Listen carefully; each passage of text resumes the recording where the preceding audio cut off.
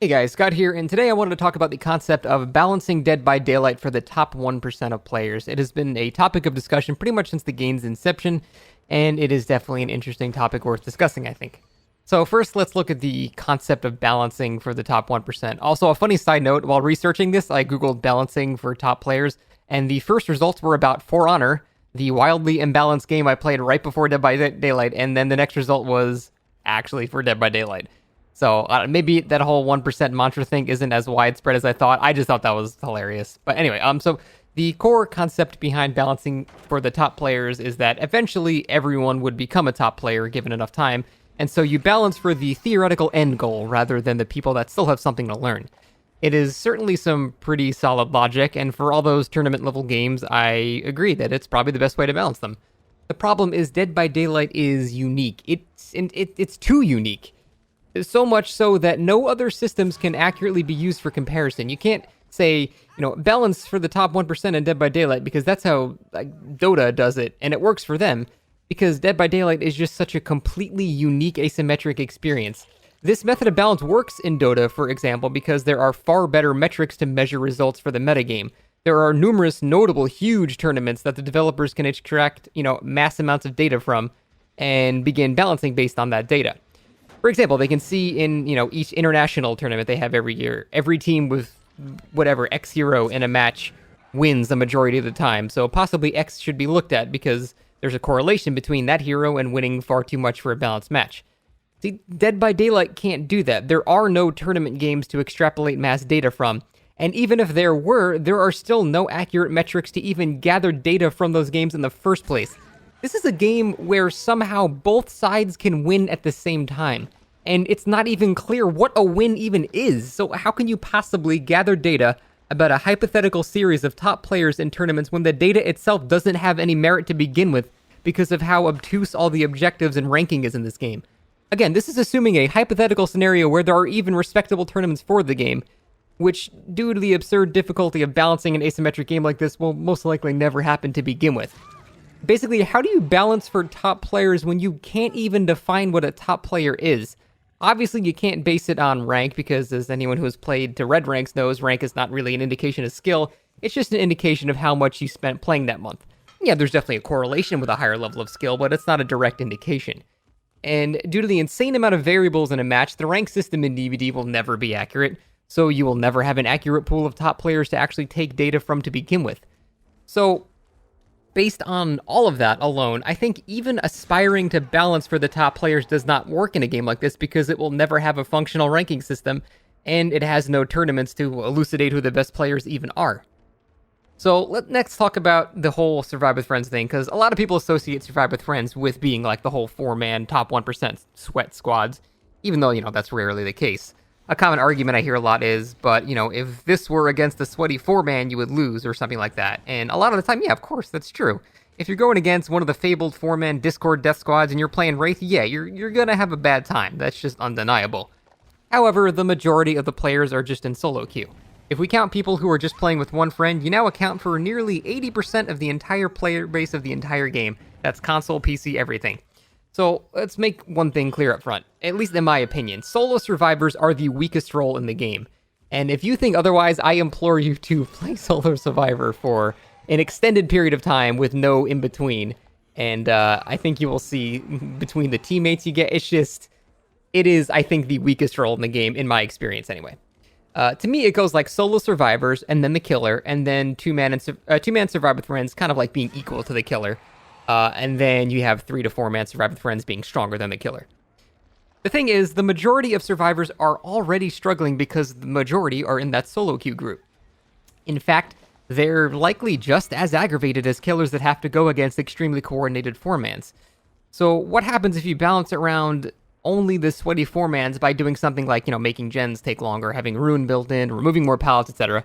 What happens is the already struggling solo survivors now have an overwhelming amount of things going against them, and eventually the frustration is just going to cause them to stop playing the game. It's not going to be fun for them anymore at all. And it's kind of ironic that the people that want games to be balanced around the whole tournament squad people, they're going to end up only going against 3 and 4-mans for the rest of their time playing the game, because eventually that's left. If If they balance only around that groups, that's all that's going to be left because those are the only groups that are going to be able to win, in any sort of reliable fashion. And while it's very true that killers have, similar frustrations when they go against the 1% of the, those true sweaty 4-man groups, it is a far, far rarer occurrence than a survivor just playing a solo queue game. Sacrificing more than half the population of the game is not an acceptable compromise at all, in my opinion. Additionally, only like 4 to 5% of games are actually a 4-man survive with friends, according to the developer statistics. And even among that 4 to 5%, most of those groups are just friends just that want to play together. They're not like super sweaty Discord, okay, go here, go here. No, let Jeff die. We have to do it. We have to get the gens to get out. Like, most groups they just don't play like that. It's just not fun to play like that. And the only reason people play this game is for fun. There's no tournaments, there's no prizes, there's nothing else. There's no other reason to play Dead by Daylight other than having fun. So, yeah, those squads do exist, but they're extremely rare. And most 4-mans are just friends that just want to play together. And the thing is, like, when I see a 4-man group, I might put on an Ebony Mori as kind of like a safety net. Because if they are the rare sweaty 4-man, I'll actually be prepared. If they're just a random group of friends, which they usually are, I don't have to use the Mori and we can just play a normal match. Now, this actually brings up another point. A common argument against all of this is, yeah, those sweaty 4-mans are rare, but just because they're rare doesn't mean you ignore the insane potential a group like that has, which is true. You can't ignore the fact that a very sweaty group can end a match extremely fast if they choose to play in that way. Again, most groups don't play like that, but if they do, the match can end way too fast. The thing is, killers can do the exact same thing, and for some reason they never mention that part. For every sweaty 4-man ending a match in 5 minutes, there's an Ebony Mori nurse ending a match in the exact same amount of time against the solo queue group. Like, both sides have extremes where they can utterly destroy the experience of the other side. Now, the main frustration comes from the fact you can't adequately prepare for what you're about to go against. Now, for example, if I run into like the tournament squad and I'm playing Wraith, I'm probably gonna get destroyed. No amount of skill can, beat a team playing so optimally they actually let teammates die just to get gens done. You just simply don't have enough time to do that with the weaker killers. Now, if I'm playing like an Ebony Mori Spirit with add-ons against a team of solos and, on the other side, they're gonna get completely destroyed. It's exactly as unfair, but in completely reverse. Now, if I play an Ebony Mori Spirit with add-ons against, that very sweaty tournament squad, that actually might be a pretty balanced match then. See, if there were an indicator for how many people are in a group, it would allow killers to choose to simply leave the match or adequately prepare with better add-ons, offerings, and, killer choice. I used to be against this idea, but since dedicated servers have been a thing, survivors don't even have to remake their party anymore if the killer dodges their lobby, meaning no one really loses anything other than a couple of seconds of queue time. Now, while yes, it may slightly lessen the experience of a 4-man group due to killers extending their queue time or bringing spicier things into the match, they also do have to accept that they have a pretty massive advantage by simply being in a group while talking to each other. It negates a lot of perks, and even though it doesn't make them individually better as players, it does basically give them like several perks for free, which is a pretty big advantage, so it makes sense that the killer should be able to combat that. Anyway, I think that's mostly what I'm thinking about right now. This is just not the type of game, in my opinion, where you can balance for the top 1% because that will actually kill the game. And then the only thing that'll be left is that top 1% going against other top 1%. And then it's just a circle jerk of Nurse, Ebony Mori, 4 Commodious Toolboxes, DS, Unbreakable, Spirit, Ebony Mori, all the add-ons. And that's all the game becomes. It's just a shell of just sweaty people having no fun. And then the game is just dead. So I think if they ever went down that path, that would cause the slow death of this game, and I'm very glad that it doesn't seem like they're planning for it. Again, I get it, man. I get that going against that group, when you do go against it, it sucks. It really, really does suck, because a lot of the time you're not prepared, and if we had a solution for that, it might be way more acceptable. But you got to remember, for every time that you're going against that group, there's, 50 games where you're not going against that group. You're going against solo survivors who are saying the same exact thing. Oh, I gotta go against the Spirit with Moris and shit like that. Like both sides, they have the exact same issues. It's just, you really only pay attention to the negative parts of it.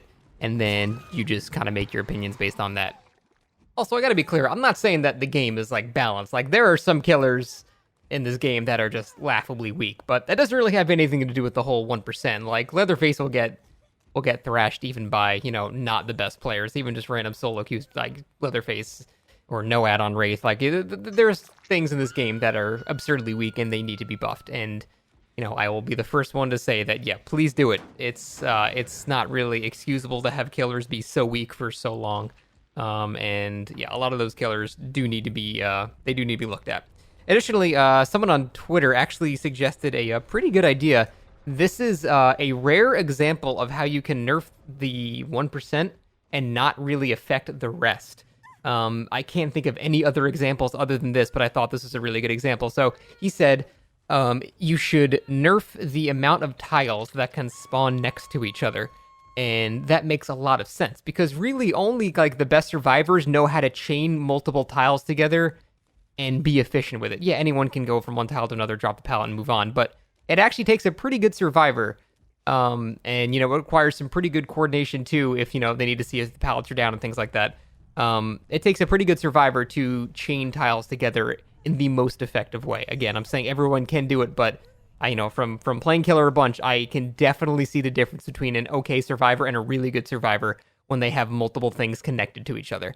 And here's the thing, if you nerf that, if you make connected tiles spawn less often, the weaker players, they don't even know how to really use those to begin with. They'll just see it as, two tiles that are next to each other. Okay, I'll drop this pallet, then I'll drop this pallet, whatever. And so they don't get any weaker, but the top players do get a bit weaker.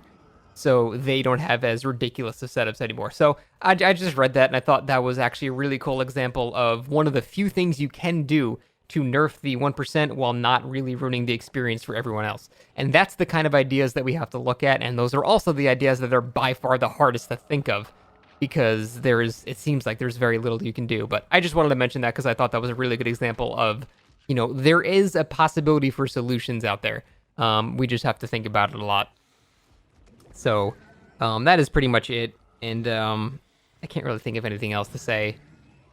Obviously, this is all anecdotal. I'm just saying in my experience in the 4,000 hours I have playing this game, I so rarely run into those actual sweat squads.